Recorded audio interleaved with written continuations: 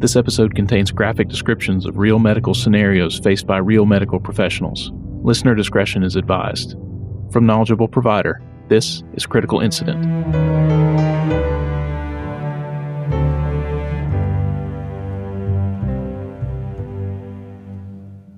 Hey there, welcome back to Critical Incident from Knowledgeable Provider. I'm Jody Marks. Yesterday I caught myself stewing. I was in the shower and somehow I'd fallen into thinking about this ambulance call I ran. It had to be 10 to 15 years ago.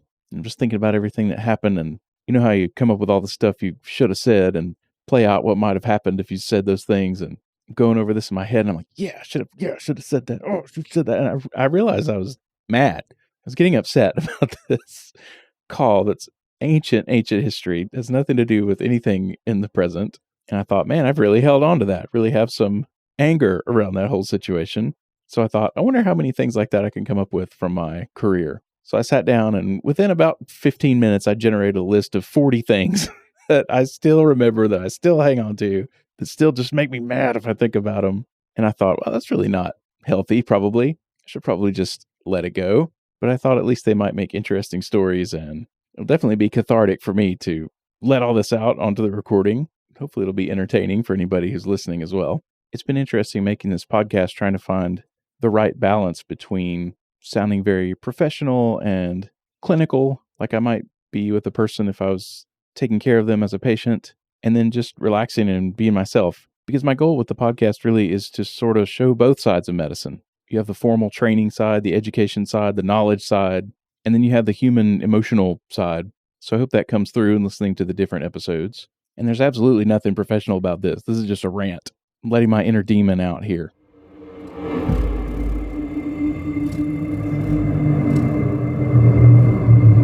My mother told me recently she doesn't like it when I curse on this podcast. And I get that. And especially when I'm talking about the professional, clinical education kind of stuff, I try to stay away from the curse words and act like a professional. But on the more casual episodes where I'm just trying to be more real, I don't mind throwing a little curse word in here and there. I think profanity adds a little spice. And one of my favorite things about the podcast medium in general is that you can say whatever you want to and talk for as long as you want to. So I'm sorry, Mom, I'll try.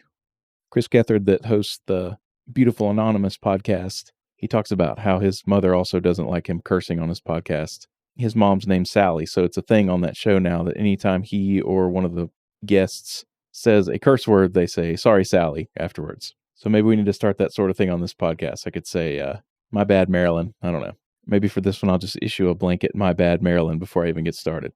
All right, so let's get into it. Here are the things that happened long ago that I still chew on, and I should qualify this by saying that I'm not asserting that I was necessarily right in any of these situations. I get that I was probably being unreasonable and other people were right in some of these situations, so don't mistake my rage for not admitting when I was wrong. But that doesn't change how mad it makes me. I decided to divide these up by category. The first category, as you might expect, is the largest, which is patience. The call I mentioned that I was stewing about in the shower was this weird situation where we went to this lady's house and she was there by herself, and I don't remember what the story was, but it seemed like she had a broken leg. And so we're getting her all packaged and loaded up, and her husband shows up, like comes pulling in the driveway like a maniac and jumps out, and he was just the most overbearing, horrible, like abusive person I've ever met. He just barged his way in and completely took over and was like, no, we're not taking her to the hospital. You don't need to go to the hospital, or I'll take you to the hospital myself. And he's like taking her off the stretcher. We already had her on there, and he's like moving her into his car. And it was just the weirdest, creepiest vibe all of a sudden. I think we were all pretty convinced pretty quickly that he had done that to her. And she's like very sheepish. She's not saying anything to contradict him. And we're kind of trying to go, well, look, it's up to you, ma'am. Do you want us to take you? Like, what do you want us to do? And she agreed that he could take her, so we ended up just helping her get into the back seat of his car so he could, quote unquote, take her to the hospital. God only knows where he actually took her. But man, if I could go back to that moment, I would say, you, sir, are acting like a crazy person, and we're all convinced that you did this to her now, so you can let her go to the hospital with us, or we can call the police and you can deal with them. One time we got called to this person's house, and I think it was some kind of domestic dispute. There were a lot of police officers there, and I don't remember the situation, but the lady that Well, supposedly our patient was inside the house, and I guess the concern was that she was having some mental health kind of issues. And so we're all up in the house talking to her and trying to figure out what we're going to do. And she was of Asian descent, and she was freaking out because we were all in her house with our shoes on. And so we spent like 15 minutes going back and forth. Take your shoes off. No, ma'am, we're not doing that. Take your shoes off if you're in my house. No, we're not doing that. Take your shoes off. Take your shoes off. And you know me, I'm a team player. So finally I was like, fine. So I unzip my boots, take off my boots. So now I'm standing there surrounded by all these police officers, this crazy lady, and my socks going, okay, we need to go to the hospital. What's going on? No, I'm not going to the hospital. It was just this horrible back and forth. In my mind, we were there for like an hour. I don't know how long it was actually was, but we're there forever trying to get a handle on what's going on with this woman. And the deal with that is you can't force people to go to the hospital, but if they're not in their right mind and can't really make that decision, then you really can't leave them. You kind of have to take them to the hospital if they're not competent to refuse treatment. So a lot of these long drawn out negotiations are just trying to decide whether or not the patient is competent to make a decision. And because this was a mental health situation and she was kind of acting a little crazy, not that the shoe thing was crazy, I get that's a cultural thing, but in other ways, she had been acting pretty crazy. And so I think we did not want to leave her. I think our goal was to get her to go to the hospital with us. And after, I don't know how many minutes, hours of talking to her, she finally was calming down a little bit, starting to trust us a little bit. And she said something, a lot of this was her complaining about her husband. And she said something about her husband and my partner. Of course, we're all, we're trying to maintain a professional demeanor, right? But of course, we're all like way over this. We're ready to just be done with this and get out of here. So she says something mean about her husband, and my partner pops off and goes, well, maybe you need to find you a different man. And oh, she hit the roof. We like immediately lost all the progress we had just made. And I'm like, I looked at him, I'm like, get out, get out. And I really don't remember whether we took her to the hospital. I think we did. I think we probably did. One time there was this lady, and she had called. She was having some kind of medical issue. I don't remember what it was. And she wanted to go to the hospital, but she was so terrified of what, I don't know. I don't know if she was scared of going to the hospital, or if she was scared of us, or if she was literally scared of leaving her apartment in general. But we get her loaded up and she starts freaking out. And she's like grabbing onto the walls to try to stop the stretcher from moving. It was the most infuriating thing. She's like grabbing onto the door frame, freaking out because she is scared to go, yet she wants to go. And I tried to be compassionate as long as I could. And finally, I just started laughing. She goes, why are you laughing at me? I said, because you're acting ridiculous. And this should have been a quick, 10 minutes on scene, get in, get out kind of thing. But we ended up being there for 45 minutes because she won't let us take her to the hospital, yet she wants us to take her to the hospital. Oh, so freaking aggravating. One guy really made me mad. He was this guy that called frequently enough that I remembered him. I remembered going there multiple times. So we get a call to the house and walk in, and the call was for chest pain. And the guy was just rude from the get-go. Hey, sir, what's going on? You having some chest pain? And pretty quickly he said, well, no, I didn't call you.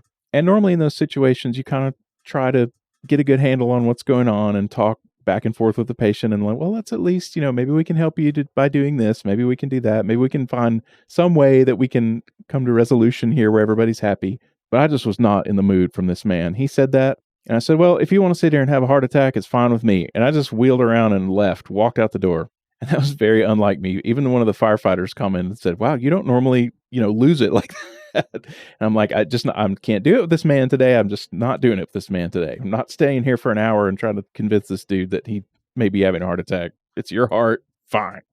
I got really mad at one of our homeless frequent flyers one time.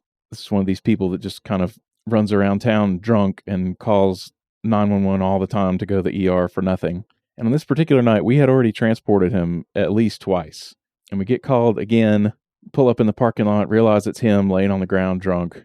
And I'm not proud of this, but I got so mad. I jumped out of the truck, grabbed the stretcher, walked over to him and set the stretcher down beside him and just picked him up like a doll or like somebody pinning somebody against the wall you're in a fight with. I just lifted him by myself and just kaplunk dropped him on the stretcher. I was so mad to see his face again.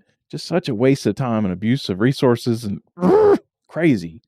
We used to have these people in town. There's two specifically that I'm thinking of, and they had legitimate medical issues, right? They were not well, and they both should have been in nursing homes. They were both very large people who really just couldn't take care of themselves, and yet they were in their own homes. And they This probably sounds like I'm exaggerating. I'm not exaggerating. They would call 911 every time they had to shit. Every time they had to use the bathroom, they would call EMS for us to come assist them or pick them up or whatever. One lady kept a bucket in her living room for this purpose, and what she needed us to do was hold her over the bucket so she could utilize it, and then we could set her back down and go on our way. I don't recall ever being asked to empty the bucket. I don't know how that happened. This other guy was actually much worse. He would call, he would just crap in the bed and then call us to come clean him up. Multiple times, like over and over and over. It's absolutely insane. And the thing is, like, you have to go, right? If somebody calls 911, you have to show up. And our supervisors would show up at these places and go, "You can't do this. We're not coming." But then, when it comes right down to it, yeah, you are. If I call, you're coming. Oh, man, it's so infuriating. People used to puke on me in the ambulance without warning. We have these little bags with sort of like an air sick bag, like with a collar on it, and has sort of a kind of a one-way valve that's designed to keep the puke inside the bag. And we would keep those stationed within arm's reach inside the ambulance so we could always get to them in a hurry. And you'd think that if you were about to throw up while sitting in an ambulance next to somebody, you might say, "Hey, do you have a bag? Hey, I'm kind of nauseated. I think I might throw up." But no, people would just all of a sudden kind of, and you had to react and try to dodge and dip and dive and get the bag in front of their face before it went everywhere and try not to get it on you. It's one thing if they're altered, right? It's one thing if they have some kind of head injury or they're unconscious and they're throwing up. Then it's an airway issue, and I really have to be on top of that. But if you're just chilling and you're about to throw up, maybe warn somebody. Maybe just give them a little heads up first. There wasn't usually a whole lot to be mad about when I was working as a nurse in the PICU, but I'll tell you a little insider secret about pediatrics. Some of the worst, most infuriating patients to take care of are the cancer kids. Because think about it, you have these little children, these sweet little children who have this horrible disease, which is horrible, but they get everything they want. No one ever says no to them. And some of them turn into little monsters. And do you think it's an option to be mean to a child with cancer, especially when their family's in the room right there? No, it is not. You just have to put up with their bullshit with a smile on your face and go, "Okay, I'll be happy to do that for you. Oh, okay. Oh, no. We just, we just have to do this." Maybe I wasn't really cut out for pediatrics. Luckily, in my situation now, I don't typically encounter situations where patients make me mad. Pretty few and far between. One time we were covering for another doctor who was out of town, and one of their patients came to see us. And of course, there are several practices in our building, but every practice is separate. And so I don't have access to their charts. I don't have nothing. And so this patient's coming in to see me. We need them to fill out our stuff. So we have their history and their demographic information and all that stuff. And, oh, this woman was so rude. She filled out like half the form and then gave it back to my nurse and was like, "Here, you can fill out the rest." And if I could go back to that moment right there, I would say, "No, ma'am, you can fill out the rest, or you can go to fucking urgent care." Trying to do somebody a favor and take care of them, and they come in acting like that. Ridiculous. A lot of stuff got kind of old during COVID. Got real tired of getting yelled at about vaccines to the point where I don't even really ask about COVID vaccines anymore. If you want to talk about it, we can talk about it, but I'm just leaving that alone. There's one lady I see that I have to be careful because if I ever tread into that territory, she will launch off into how we're all communists and out killing people and whatever. And if that's how you feel, I don't know why you would keep coming back, but she does, and she's lovely most of the time. But if you ever get off into that territory, just wait. 'Cause here it comes. Got pretty tired of being asked to prescribe ivermectin. Not doing it. It's not a real treatment for COVID. Don't even ask. Please don't ask. I have been told to take my mask off at times. I don't wear a mask with everybody anymore. I only wear a mask now when I'm seeing a sick patient. And nobody said that recently, but there were a couple of times during the pandemic when I was wearing a mask with every single patient that somebody would say, "Oh, just take that mask off. No, I ain't doing nothing." And that makes me want to wheel around and go out of the room like, "You're on your own, buddy." But do I actually do that? No. I stew about it on a podcast. Very useful. Okay, on to the next category. Nurses. Sometimes there is a little bit of a pissing contest that goes on between paramedics and ER nurses. I was never an ER nurse, but looking back now, I suspect that most of that gnashing of teeth happens on the EMS side and not the nursing side. But I think as a medic, you do feel this sort of imbalance, right? Like, I'm out here doing all this stuff, working my butt off, doing these skills and making these decisions and all this. And I bring patients to the nurses who are safe inside the facility. Not that their job's not important and hard. Obviously, it's hard in a different way. but the difference in pay and just kind of the general amount of respect you get as a medic versus being a nurse is so vastly different, and it just feels crappy. And saying all that out loud, I don't know why that would lead you to really have a chip on your shoulder, but it does, or at least it did for me and people I used to work with. And so at times we did have some run-ins with nurses. Two of the worst things that ever happened to me involved flight nurses out on scenes. One time I was at this wreck with a bunch of patients, and the helicopter was already there, and there were multiple ambulance crews there. It was just a big incident. And the patient I had was in pretty bad shape. I was pretty worried about him, and I look up and I see the flight crew had a patient on the stretcher kind of moving in the direction of the helicopter, and their patient didn't look sick at all. And as they walked by, I was like, hey, my patient's unresponsive. You might want to take this one first. And this nurse looks down at me. I mean, I was on the ground and she was standing. Like, she was literally looking down at me. But literally and figuratively, I feel she looked down upon me. And in my mind, she kicked the patient. Maybe that part didn't actually happen, but she did some rudimentary, like, barely touched the patient and goes, oh, they're not unresponsive, and just kept walking. And I'm like, well, okay, you're the expert badass trauma nurse. So we load our patient up and drive all the way to the hospital while this other person gets flown to the hospital. And my patient was in way worse shape than this other patient. I don't remember the details about what was wrong with both of them, but in the aftermath, I remember thinking like, I was right. You should have flown this one. Should have flown my patient. You should have listened to me. The worst thing. Oh, this may be the thing that has made me the maddest ever in my whole entire career. It was awful. So there was this thing with the ambulance service here in Huntsville where they didn't tell us we couldn't fly patients, but they would make the point that a lot of times there would not really be that much of a time difference getting somebody to the hospital and into the emergency room by ambulance versus in a helicopter, at least within this county, because we have a trauma center, right? And there are some pretty far out places in the county, but the thought was, well, it takes them a while to get the patient put in the helicopter and ready for transport. And once they land, it takes them a while to shut everything down and get the patient out and go down from the roof of the hospital to the emergency room. And they would say, it's really not that big of a time difference. And so the administration did sort of encourage us not to fly people. I'm sure you could argue about whether any of that was true or not. Obviously, if we don't transport the patient, we're not getting paid. So I think there was a thought among all of us that maybe that was really more behind what they were trying to tell us than any sort of logistical truth or concern for the patient. But regardless, we were not exactly encouraged to fly people. So we get dispatched to a shooting way out in the county. And I was not somebody who would ever cancel mid-flight until I was actually there with the patient, because I'm like, well, if somebody else thinks that this is bad enough to call the helicopter, send the helicopter. I'm not going to contradict that from, not even being on the scene yet. So we're on our way out there. The responders call for the helicopter, so they're coming. And we get there, and this guy has shot himself in the abdomen. I believe it was an accidental shooting. And he was kind of a younger guy, like late teens, early 20s. And his father was there. And his father was, I'll say, somebody who worked in the public safety community. Not somebody I knew at all, but he made it clear that that was the case. And as we're walking from the ambulance into where the patient was, the father's walking along beside us, and he's saying, look, can you please just put him in the ambulance and take him to the hospital? Please don't put him in the helicopter. Just don't mess with that. We don't want to do that.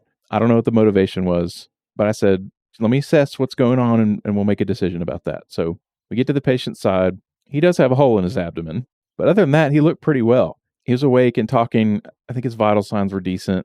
I don't remember even that his abdomen was like distended. I think he was a bigger guy. But he didn't have like rigid abdomen. He wasn't pale. He had good peripheral pulses and was maintaining blood pressure and all that stuff, awake and alert. And I mean, it took us a hot second to get out to where he was. So I'm thinking, well, if his aorta was shredded, he'd already be dead. If he was really hemorrhaging in there, he'd have a rigid abdomen and his blood pressure would be tanking and he'd be tachycardic and unresponsive and blah, blah, blah. And so I look up at everyone around me and I say, okay, cancel the helicopter. And my great mistake, maybe the biggest mistake I've ever made, was not just taking my own radio off of my belt and calling the dispatcher and asking them myself to cancel the helicopter, but I just trusted everyone around me to do that. So we get this dude loaded up in the ambulance. We're going down the road, headed to the hospital, and I feel that we're pulling over. The truck is stopping, and suddenly the back doors of the truck pop open, and here comes the flight nurse jumping in the back with me. And I said, I canceled you. And the nurse says something to the effect of, well, do you want me to look at the patient? And at that point, I'm not going to say no. Really now, this is a higher level of care. This is somebody with more training, more experience than I have now is in the truck with me with the patient. I'm like, okay, of course, yes, look at the patient. And so they just jump in and start doing their thing and take him. They just took him away.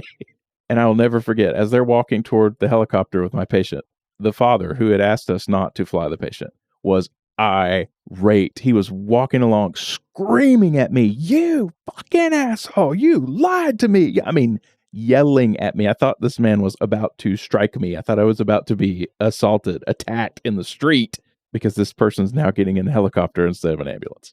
And what had happened was my partner, my EMT basic partner, decided that it would be a better idea if the patient was flown. So not only did he not cancel med flight, he arranged it so that we were going to stop and meet them somewhere. And he just took all that upon himself, which is infuriating enough, right? Here's the kicker. When we did our every 2 years, I don't remember, license renewal cycle, we would have this day of going into the training area and doing a lot of our requirements for the renewal, where you had to do skills checkoff stations and you had to be tested by a physician, all the stuff that you have to do, hoops you have to jump through to maintain your paramedic license. And one of the stations they would have was a station with the quality assurance person, where you go in and sit down and they give you these quote unquote hypothetical situations, which were things that had actually happened in the past year. They'd say, now, let's say this happened. What would you do in that situation? Y'all, I'm read this hypothetical situation, which was the actual call that I had run with this stupid situation with the helicopter. I had to sit there and listen to this person tell me how what should have been done was I should have kicked the flight crew out of the ambulance and insisted that I transport the patient. I have never been so livid and embarrassed in my whole entire life. I'm like, y'all did not make me sit here and give me my own call as an example of what not to do. Oh, I thought my head was going to explode. I couldn't talk about that at all for years without like crying because I was so mad and so upset about that whole situation. Oh, God. Fuck all y'all. That is sabotage if I've ever seen it. One time I brought in a patient having a heart attack, and the big thing on an EKG that you look for when somebody's having a heart attack are changes in the ST segment, so depression or elevation. And the CKG had ST elevation, so we're pretty concerned this patient was having a heart attack. Of course, we've alerted the facility before we got there, transmitted the EKG, all that. We get the patient in the room, come out of the room. The nurse follows me out of the room with the EKG in her hand and says, "You don't have any ST elevation on here." And I just kind of looked at her for a second, and I was like, okay. And right on cue, the doctor comes out of the room after seeing the patient and goes, "Call heart alert." It was one of the few times I actually got to feel vindicated in a situation like that. And that particular nurse actually is brilliant. I've learned a ton from her at different points. I don't know what was going on that day, but I feel pretty certain I was not wrong about that. One time I ran a call where this lady had, I assume, a hysterectomy, some kind of vaginal surgery. And she was not supposed to be having intercourse for some specified period of time, but she did anyway, and it actually ripped open the closure in the inside of the vagina. So I walk in and this woman's sitting on the toilet and there's a loop of intestine hanging out of her vagina, which is not something you see every day. So I'm like, wow, okay. So I think we just ended up taking a ABD pad, a big bulky dressing, and just wetting it with saline and just having her kind of hold it on the way to the hospital. And in my radio report, I'm pretty sure I said something to the effect of, "I think there's a loop of bowel hanging out of this woman's vagina."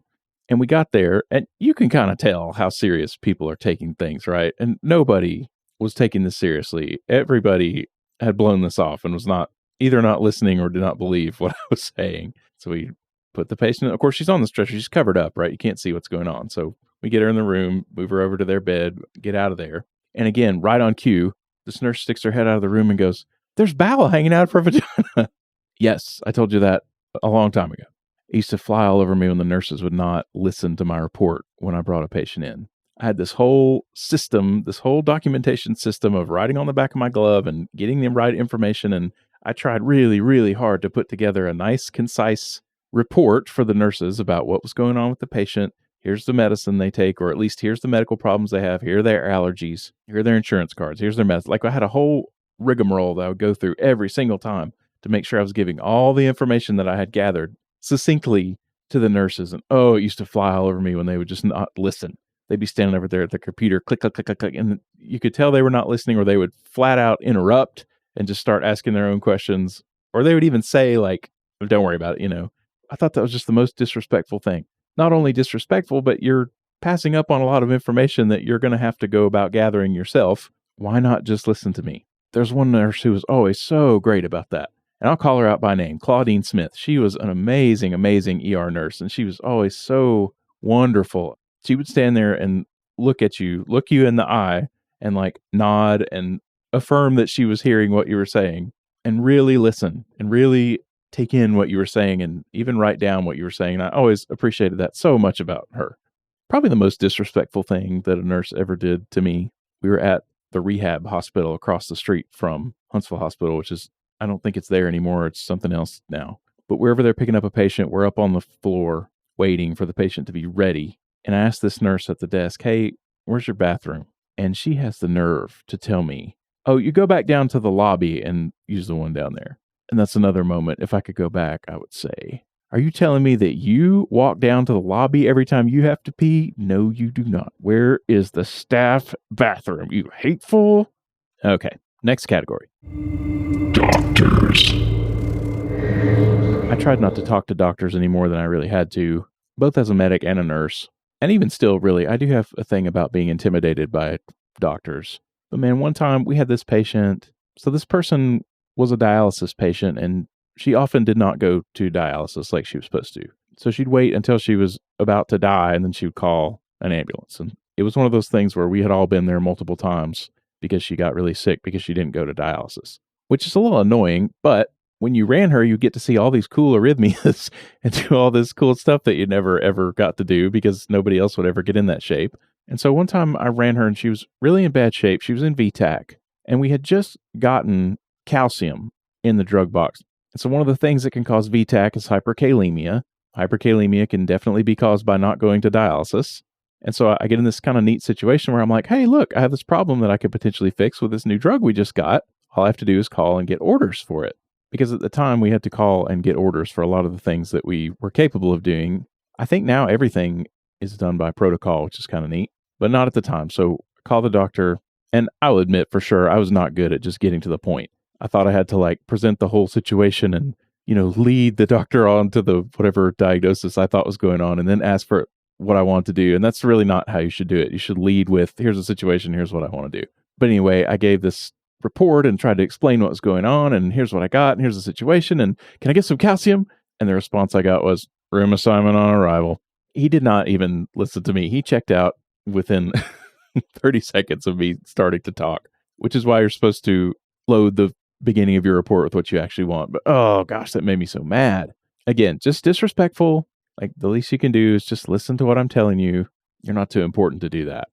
One of the physicians who was around early in my time here in Huntsville is notoriously difficult to deal with for EMS. And so I ran this guy one time that was trying to walk across Memorial Parkway and got hit, and he was dead. I mean, his head was like broken open, like this guy was dead, but maybe he still had some electrical activity on the monitor when I ran my strip. And so I called in and told the whole situation, and I said that. And this doctor goes, oh, if there's still electrical activity, you need to work this. You need to code this patient.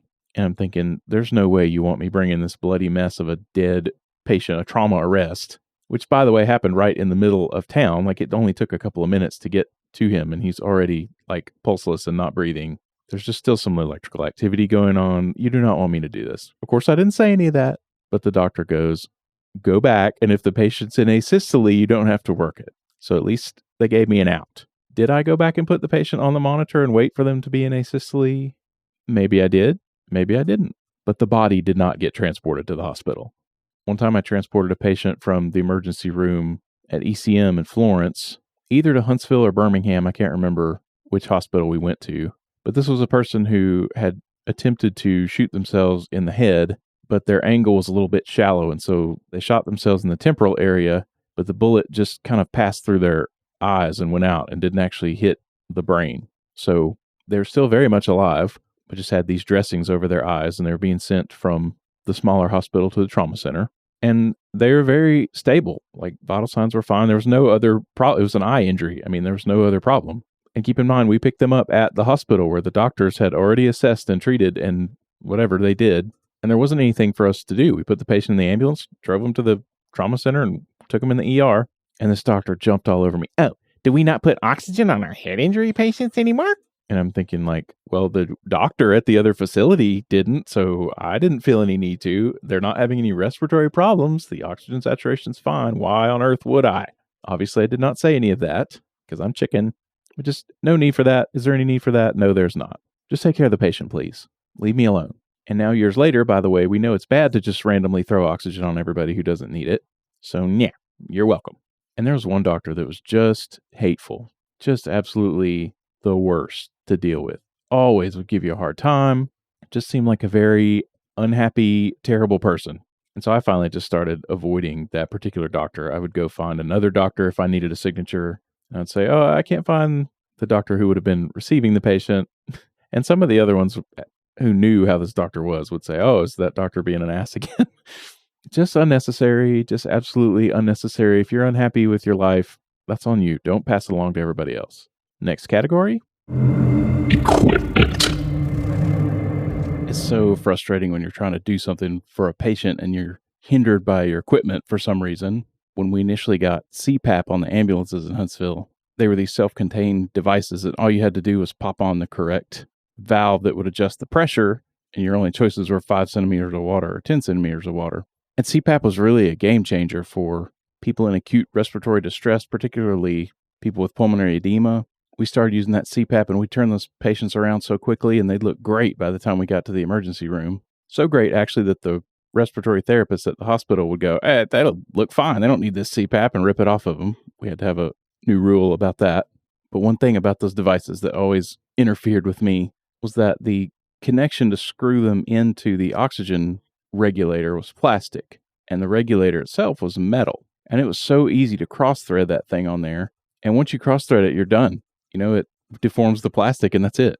So there were several times that I wasn't careful enough or slow enough threading the stupid thing onto the tank, and I'd have to chunk it and get the other one and hope that I didn't do the same thing. One night I was so mad about that happening. I came boiling out of the back of the truck. This was very dramatic. I threw open the back doors of the ambulance and hurled the CPAP device out onto the ER ramp. I was just so frustrated that I couldn't get that thing to work. I don't know if anybody else had the same problem or if I'm just not smart enough to screw a connector onto an adapter. But if you ask me, that was a bad design. There used to be all kinds of shenanigans that would happen with the manual stretchers. Now the stretchers all have hydraulics that lift and lower themselves. So all you have to do is push a button and the stretcher raises or lowers. And some places they actually have devices that will load the stretcher into the ambulance for you. So it just minimizes all the lifting and potential for injuries and stuff that comes along with picking up patients and moving them around. But the previous generation of stretchers were just manual. Like you had one person at the head, one person at the foot, and the person at the foot had the handle that released the undercarriage. So there had to be a little bit of coordination when you were lifting a patient, because you want to lift the patient smoothly at the same time and then let the wheels come down smoothly also, so it doesn't make a big clunking noise for the patient, or so you're not having to stand there for 100 years holding the patient, waiting on the wheels to drop. And it always made me a little uneasy when somebody other than my partner would grab a hold of the stretcher on a scene. Typically it was a firefighter. And it was fine if they were at the head end where all they had to do was lift. But if somebody grabbed a hold of that foot end and you were on the head, you really had to verify that they understood that they had the handle, that they had the business end, and they were in charge of operating that thing. And there were several times where I'd go, you know how to do that? You know how to work that stretcher? Yep. And then we'd pick the patient up, no wheels. We're just standing there holding the patient. And the stretchers were pretty heavy by themselves. So with a patient on them loaded, they could be pretty heavy. It wasn't super easy to stand there and hold it while you're waiting on somebody. And then finally they'd pull the handle and the wheels would go kapow, jolt everybody. Or you'd have to go, all right, set it down, set it down, set it down. You clearly don't know what you're doing. Man, it was always a little tenuous.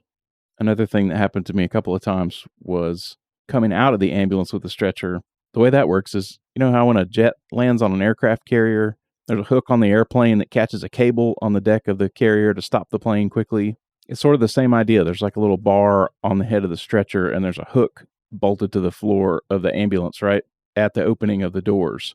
And so you're at the foot end of the stretcher and you're pulling out of the ambulance. That bar is supposed to catch that hook and stop the stretcher so you can then lower the wheels. And then the person at the head releases the bar off of the hook. Once the wheels are down, you roll on. Well, twice it happened to me that bar got stuck and didn't catch the hook.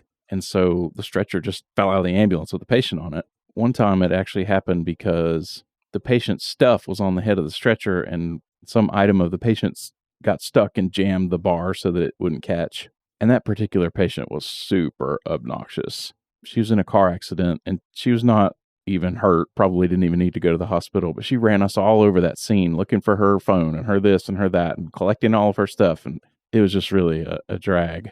And so it was a little more okay. I mean, I'm not saying it's ever okay to drop a patient, right? But if it has to happen to someone, it might as well be the obnoxious one who made you get all the stuff that is causing the problem in the first place. That I felt like that was a little bit of karma. And the other time it happened to me, the patient was actually my father. So sorry, Dad. I don't know what happened. I don't know what happened with that. But it's quite shocking when you expect that stretcher to stop and it just comes on out and it goes and it hits the ground. And yeah, it's not a good look for anyone. Another equipment thing that always used to cause problems was the spinal immobilization equipment. This is not so much an equipment problem as just a procedural problem. They've gotten more liberal with this now. You don't have to completely fully package everybody that might even have a remote chance of having a spinal injury. But when I first came into EMS, that's how it was. Pretty much if there was any chance that somebody had a spinal injury, you were expected to immobilize their head, put a C-collar on, put them on a rigid backboard, strap them down. That was just what you did. And there was very little leeway for going, okay, this is ridiculous. They don't have a spinal injury. And we all kind of felt that it was the wrong thing to do a lot of the time. You know, those boards are just boards. They're rigid, flat boards. And human bodies are not rigid and flat, especially really old ones that are kyphotic and you can count every spinous process sticking out of their back. And you can't straighten them out into a flat position even if you wanted to. And guess who falls a lot at the nursing home or at home? And so by protocol, we'd have to go in there and scoop those poor old people up and lay them on that flat, hard board. And then we'd have to try to pad all around them to try to make them halfway comfortable. And it was just a nightmare. Patients would be in way more pain by the time we got to the hospital than they were when we found them because of that stupid board. And the science finally caught up with that. They realized that those boards do more harm than good in a lot of cases. And most of the time, even if the patient did have a spinal injury, as long as they're strapped in securely to the stretcher, the chances of anything, moving out of place or getting worse is pretty minimal. So nowadays they don't have to do that as much, or they have the option to just put a C-collar on the patient, but not do the whole rigmarole. But man, that was always an issue because we kind of knew better than to do it in a lot of cases, but nobody was ever going to back you up if you didn't because the rules said you were supposed to. And I, for the most part, didn't have enough sense to ignore the rules. So I was the one who was putting all these people on backboards and trying to follow the rules and do the right thing, which are two different things, by the way, following the rules and doing the right thing. But there was always some strife over that. I got in trouble one time. The doctor actually called the station after we had left the hospital to chew me out for not immobilizing this patient. And it was a guy that had been in a car accident, and this was right at the end of the shift. I'd been there all night. Not that that should matter, but it does kind of matter, right? Just want to go home. I'm exhausted. The guy's up out of the car, walking around like he's fine. So we just took him to the hospital. And this doctor made it a point to call me and say, he could have had a spinal injury. And Did he have a spinal injury? No, he did not. Was it fine? Yes. Would that have been the right thing to do now that the rules have changed? Yes. But it was always just this endless stressful thing about, well, do we do what makes sense and not immobilize this patient, or do we get in trouble? Or wasted so much time going through all that process of strapping people down on those stupid boards. Okay, I feel like that's enough. Man, I feel better. I hope this was somewhat entertaining to listen to. If you have things you want to rant about, get in touch. I'll be happy to play your unprofessional rants on the podcast anytime. Special thanks to our Patreon supporters. I hope everyone has a great week, and I'll talk to you next time.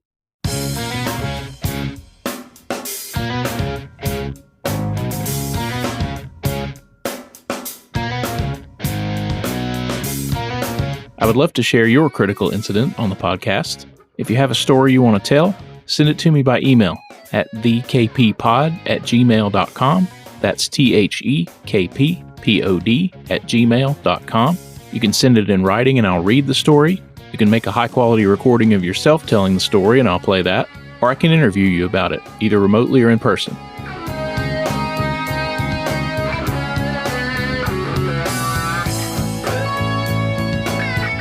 Thank you for listening, and as always, stay safe, take care of yourself, and take care of your patients in that order.